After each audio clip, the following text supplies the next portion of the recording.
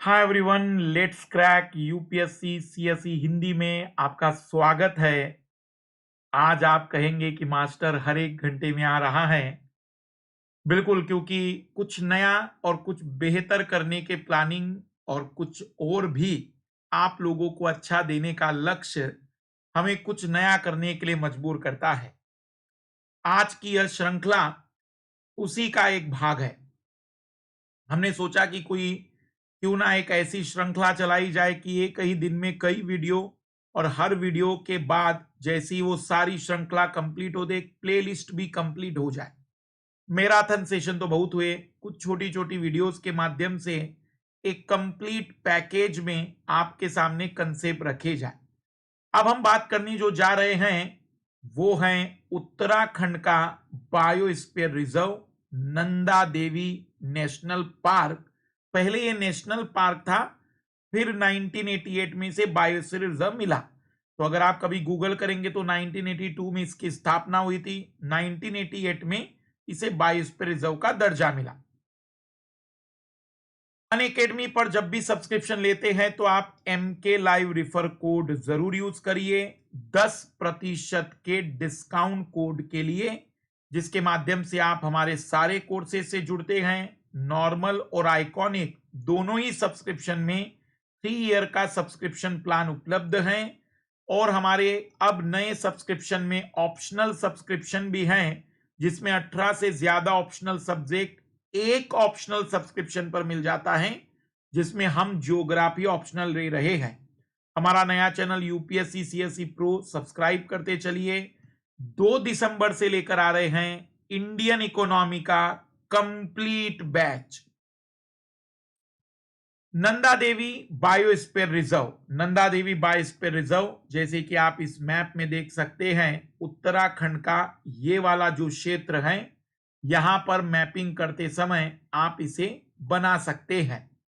Nanda Devi biosphere reserve 1982 में पहले तो नेशनल पार्क के रूप में बनाया गया, 1988 में इसे पूरी तरह से एक बायोस्फीयर रिजर्व का नाम दिया गया।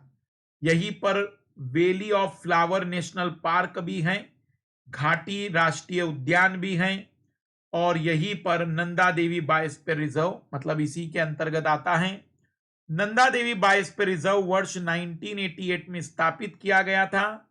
2004 में यूनेस्को ने इसे अपने बायोस्फीयर रिजर्व की वैश्विक सूची में शामिल किया। यह बायोस्फीयर रिजर्व उत्तराखंड में जब बना था तब उत्तर प्रदेश, लेकिन अब उत्तराखंड में स्थित है। इसका कुल क्षेत्रफल 5,860 वर्ग किलोमीटर है।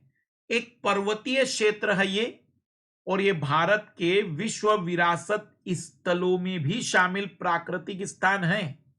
उल्लेखनीय है कि नंदा देवी भारत की दूसरी सबसे ऊंची चोटी है, जिसके अंतर्गत यह बायोस्फीयर रिजर्व है। दूसरी ऊंची चोटी कैसे हुई भाई? सबसे ऊंची चोटी तो K2 है, बट एक्चुअल में वो हिमालय में नहीं, ट्रांस हिमालय में है। हिमालय जो महान हिमालय है, उस हिमालय की सबसे ऊंची चोटी भारत की कंचनजंगा है। उसके बाद नंदा देवी भारत की दूसरी सबसे ऊंची चोटी के रूप में शामिल है। तो बायोस्फीयर रिजर्व यहीं पर अवस्थित है। नंदा देवी बायोस्फीयर रिजर्व संरक्षित क्षेत्र में नंदा देवी नेशनल पार्क भी है, और फूलों की घाटी नेशनल पार्क भी है। फूलों की घाटी नेशनल पार्क उत्तराखंड में नंदा देवी बायोस्फीयर रिजर्व के पास ही है। नंदा देवी बायोस्फीयर रिजर्व में हिम तेंदुए, बर्फीले तेंदुए, हिम तेंदुए मतलब जो स्नो लियोपार्ड कहलाता है, हिमाचल प्रदेश का राज्य पशु भी है। और हिम तेंदुओं के लिए भारत सरकार ने कई संरक्षण योजनाएं भी बनाई है। हिमालयी कस्तूरी मृग, हिमालयी काला भालू, भारल, भारल नीली पहाड़ी बकरी का नाम है, तथा हिमालयी तहर सहित अनेक प्रजातियां पाई जाती हैं। ये स्नो लियोपार्ड हैं, तेंदुआ है ये। फिर हिमालयी कस्तूरी मृग, कस्तूरी मृग, हिमालयी काला भालू, और ये है हिमालयी तहर, हिमालयी तहर। हिमालयी तहर, देवदार, संटी, सनोबर, रोडोडेंड्रन, बहुत ऊंचे वृक्ष होते हैं ये, और जुनिपर यहाँ की मुख्य वनस्पतियां हैं। यहां पर जो वनस्पतियां मिलती हैं हम कहेंगे कि वो पर्वतीय वनों के रूप में वर्गीकृत किए जाते हैं। देवदार, सनोबर, रोडोडेंड्रॉन बहुत ऊंचे वृक्ष होते हैं, और जुनिपर, इस प्रकार के पेड़ पौधे यहां पर बहुत ही चर्चा में रहते हैं। इस बायोस्फीयर में मुख्य रूप से दो जनजातियां निवास करती हैं, इंडो मंगोलाइड जिन्हें भूटिया कहते हैं, और Indo Aryan, Indo Mongoloid Bhutia और इंडो आर्यन, यहां पर दो जनजातियां निवास करती हैं। तो नंदा देवी नेशनल पार्क उत्तराखंड में, साथ ही साथ यहां पर फूलों की घाटी, बहुत प्रकार के जीव जंतुओं के अलावा यहां पर हम कहेंगे कि दो जनजातियों का भी निवास स्थान है। अगली कक्षा में अगला biosphere reserve, MK live refer code. Bye.